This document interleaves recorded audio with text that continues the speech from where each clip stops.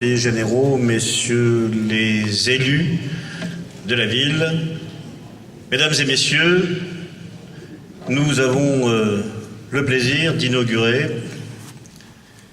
ce gymnase qui est le premier élément de livraison du 7e collège. 7e collège attendu depuis, on hésite, entre 12 et 15 ans. En tout cas, il a fallu dans un temps record, puisque, évidemment, l'habitude veut que le terrain d'assiette soit remis par la ville au Conseil général, qui prend en charge la construction, et ce ne sont pas moins de 12 pavillons en 14 ou 15 mois qu'il nous a fallu acquérir. Ce n'était pas forcément simple pour pouvoir dégager l'assiette qui permette la construction de ce collège. Nous y sommes, enfin nous ne sommes pas au bout de la réalisation, puisque le collège sera livré, vous le savez, en septembre prochain, mais dans le calendrier organisé, il était prévu, et c'est une bonne chose, que le gymnase soit livré à la rentrée, à cette rentrée scolaire. Un collège et un gymnase qui sont attendus, je vous le disais, depuis très longtemps. Vous avez vu la réalisation. Pour ceux qui connaissent la ville et qui peuvent le comparer à l'ancien gymnase, qui est toujours d'ailleurs pour l'instant sur place, puisque l'organisation prévoit sa prochaine démolition, je crois que le pas franchi de l'un à l'autre est indiscutablement un succès et un progrès considérable. Et je crois qu'il nous faut remercier Madame Barbara Dumont avec bien évidemment le groupe Eiffage qui assure la construction, mais c'est elle qui a dessiné et donc permis par son dessin et son invention l'architecture de ce gymnase, dont vous voyez qu'il est très lumineux, grand, et qu'il permet d'ailleurs, en même temps que d'autres installations sportives qui sont des installations d'extérieur, qui vont permettre bien évidemment à nos collégiens, mais aussi, c'est le principe justement de ce collège, de pouvoir faire accéder les associations et les clubs de la ville. Alors je vous donnerai quelques éléments qui me semblent importants. C'est un collège évidemment neuf, que celui qui est en construction, et donc ce gymnase, qui en est la première partie livrée. Il est construit en bâtiment de basse consommation. Géothermie et toiture sont végétalisées. La restauration se fera par un office de réchauffage qui prévoira 200 à 400 repas.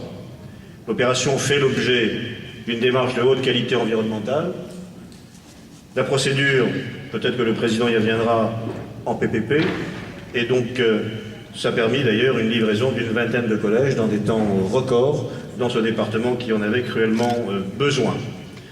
Donc encore une fois, merci à l'agent d'architecture BW et Madame Barbara Dumont qui a fait le dessin de ce bâtiment, gymnase et collège compris. Et donc nous sommes plus dans la situation du gymnase du Havre, traditionnel que nous connaissions, mais un véritable pôle sportif.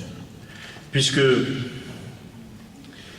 il y a en dehors du gymnase lui-même, qui va permettre d'évolution dans différents sports comme le badminton, on l'a vu, et je crois qu'il faut saluer évidemment nos champions. Ils sont très très proches du plus haut niveau en championnat de France, ils progressent chaque année, et bien évidemment aussi basket, mais handball, enfin tous les sports collectifs d'intérieur qui peuvent se faire, mais aussi le plateau extérieur, notamment la piste de course et tous les plateaux d'évolution qui vont faire en effet dans cette partie de la ville permettre d'avoir un véritable petit bien sûr, mais petit pôle sportif qui vient compléter l'ensemble des capacités d'accueil que nous avons.